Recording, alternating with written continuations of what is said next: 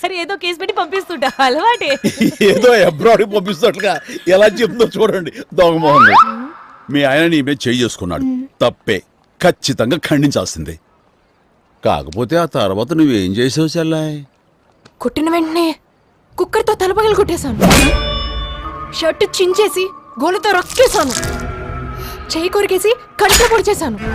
అప్పటికే కోపం తగ్గక iron box తీసుకెళ్లి బీచ్ మీద పెట్టాను. ఆ తర్వాత ఒక ఆడపిల్లగా అంతకంటే ఇంకేం చేయగలను అన్నయ్య? ఒక్క ప్రాణం తీయటం తప్ప అన్నీ చేసేస్తుంది కదూ. వీడికి కేసులుండవు. మీ లేడీస్ అందరికి నాదో చిన్న రిక్వెస్ట్, మొగుడు వెధవ అనుకోండి, వదిలేయండి. వాడిని వదిలించుకోవడానికి మాత్రం వెధవను చేయకండి.